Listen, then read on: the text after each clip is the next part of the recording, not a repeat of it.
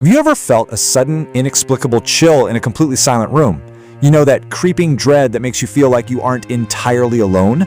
Well, welcome to this explainer on the anatomy of terror. Today, we're diving into a primal, truly chilling human emotion, our deep-seated fear of the supernatural, the unseen, and most mysteriously, the lifeless. We're going to take a journey together through biological misfirings, historical mysteries, and some profound spiritual triumphs, all to understand exactly what happens in our minds the moment the lights go out. Now, I want you to consider a truly astonishing paradox. Why on earth does a completely powerless, lifeless body evoke far more terror in us than sympathy? Think about it. A living person harbors intent, right? They have the capacity for malice, the actual ability to harm you. But the deceased? They have absolutely zero physical power to do anything. They are entirely inert. And yet, just the mere thought of being alone in a room with a corpse is enough to send a cold, primal shiver down almost anyone's spine. Why is that? To really grasp this strange psychological glitch, we have to look at a haunting real-life reality. Picture a quiet, unremarkable apartment. Inside, an engineer and his wife were celebrating a beautiful, hard-earned milestone, their 40th wedding anniversary. From morning right through to the evening, the day was filled with this quiet joy, shared memories, and a profound sense of companionship. But as night fell and the world outside grew still, tragedy struck without any warning. The husband suffered a sudden, fatal stroke. A panic call brought a doctor rushing through the darkness only to confirm the devastating reality. Her partner of 40 years was gone. What happened next brilliantly illustrates the terrifying power of the unknown. As the weeping widow asked the doctor to just wait with her until relatives arrived, an absolute, heavy silence settled over the room. Suddenly, the doctor noticed the dead man's hair moving. Now, rationally, he knew it was nothing more than the faint breeze from the air conditioner, but his mind began to play cruel tricks on him. The rhythmic ticking of a wall clock suddenly echoed like a deafening heartbeat. Overwhelmed by a creeping, suffocating dread of sitting beside this lifeless body, the doctor actually fled downstairs to catch his breath. And moments later, the wife, who had literally just lost her beloved soulmate, burst out of the room, fleeing downstairs as well. Think about that. The profound, shattering pain of loss had been entirely hijacked and replaced by pure, paralyzing terror. So where does this intense fear actually come from? Well, the anatomy of human terror casts three distinct shadows over our lives. Every single fear we experience fits perfectly within this framework. First up, there's the fear of losing worldly anchors, things like money, status, or success. That's the anxiety of a failing grade that drives a student to despair. Second, we have the undeniable agony of death. It's knowing the end is inevitable, but deeply fearing the pain of that transition. And third, the chilling shadow of the supernatural and the unseen. This is that primal dread you feel near graveyards in the pitch black, or when hearing whispered lore about black magic. And it's this third shadow that we are unraveling today. But here's the thing. This feeling of terror isn't magic at all.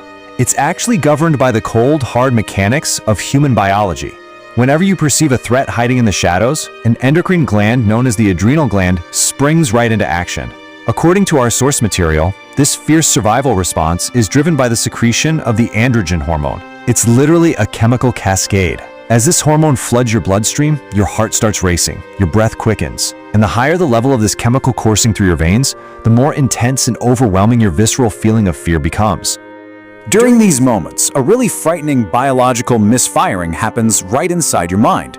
Normally, you rely on billions of active neurons, this vast neural network that keeps your thoughts sharp, reasoned, and logical.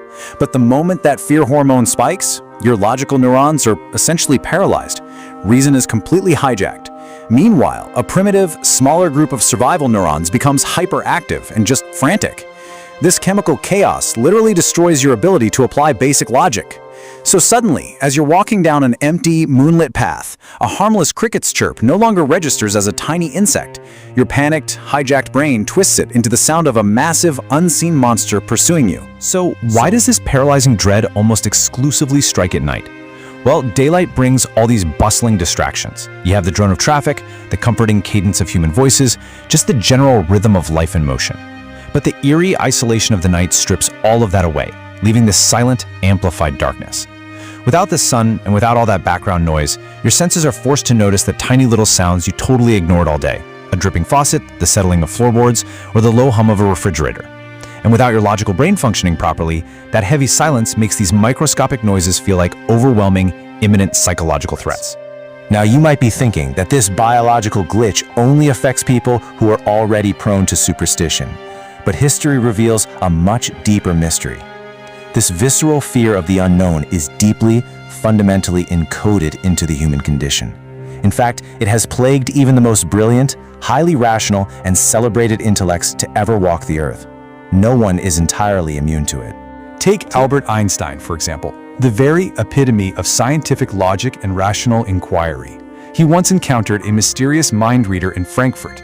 This man seemingly pierced right through Einstein's formidable logical defenses, revealing his deepest childhood secrets, including a hidden romance. Einstein was so profoundly terrified by this confrontation with an unseen power that he literally fled the room and refused to ever see the man again.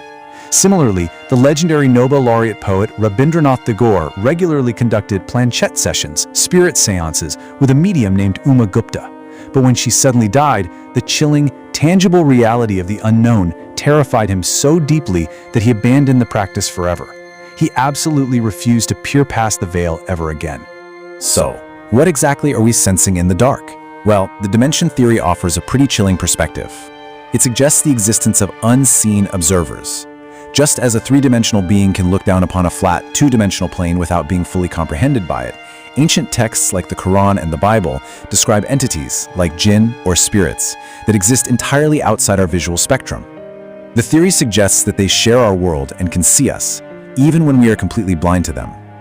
And here's the really unsettling caveat. Displaying intense, paralyzing fear is believed to create a vulnerability, a crack in our psychological armor, if you will. This opens a person up to what is traditionally called possession or interference from these unseen watchers. But what if, instead of fleeing, you actually turn and face the dark? Overcoming this exact primal fear is said to be the true gateway to extraordinary spiritual power. Just consider the astonishing transformation of Jagadish Vasudev. He didn't begin as a mystic. He was an English literature graduate running a poultry farm and later a construction business. Yet, drawn by this inexplicable pull towards yoga, he ventured deep into the dense forests of the Chamudi Hills. He embraced intense, terrifying isolation in the pitch black of night, sitting utterly alone with the unseen. And by conquering that primal fear of the dark, he achieved a profound spiritual depth, eventually transforming into the globally recognized mystic we know today as Sadhguru. You see, across all traditions, fear is considered the ultimate barrier to higher human potential. Deep spiritual achievements strictly require conquering the absolute terror of isolation. Whether it's a Muslim performing midnight tahajjud prayers in pure solitude, a Hindu meditating deeply during the pitch-black night of Shivaratri, or a Buddhist sitting motionless under the quiet moonlight for Praparana Purnima, none of this profound elevation is possible if the practitioner is terrified of the dark. Conquering this fear is the mandatory toll that must be paid to access the unseen dimensions of the mind. So, how do we dismantle these ingrained primal fears for ourselves? It begins with a strict logical framework. First, you have to make an unyielding decision to banish fear. Just flat out refuse to give it sanctuary in your mind. Second, objectively analyze the absolute worst-case scenario. If you fear a ghost, what's the ultimate threat? Mortality? Well, death is an inevitable reality for us all, so why let the fear of it paralyze your life today? Third, if you harbor a fear of the deceased, logically remind yourself that a lifeless body is completely stripped of power. It's merely matter beginning its natural return to the earth. Remember the ancient rule of the universe: nature returns good for good. If you live with integrity, there is absolutely nothing hiding in the shadows that you need to fear. To actively rewire your brain's frantic response to the unknown, you can deploy a profound psychological tool called autosuggestion. It's simple, but incredibly effective. Stand before a mirror, look yourself directly, unblinkingly in the eyes, and repeat with absolute conviction, "I am brave, I am brave, I am brave." Speak it aloud 100 times if you have to. Through this deliberate repetition, you are manually forcing your logical neurons back online. You're taking the wheel back from your frantic biology, commanding your subconscious mind to completely strip away the panic. As we approach the end of our journey into the dark today, I want to prepare you for an unexpected, mind-bending revelation about the true biological nature of the terror we've been exploring. It turns out that this primal fear has a hidden, incredible byproduct, and it's one that entirely changes how we experience the unseen. Here is the final psychological twist. Consider why millions of people eagerly pay money to sit in pitch-black theaters and watch terrifying horror films. The biological response happening inside your body at that moment is identical to true terror. It's the exact same flood of hormones, the exact same racing heart, the exact same heightened senses. But the critical difference? It's your psychological filter. When you watch a scary movie, you filter out the absolute belief that you are in mortal danger. If you can mentally strip away the mortal panic from your fear, that exact same biological response transforms into an exhilarating cinematic thrill. The terror essentially becomes a romance with the unknown. So we're left with a lingering thought to carry with us into the dark. The shadows hold power over you only if you surrender your logic to them.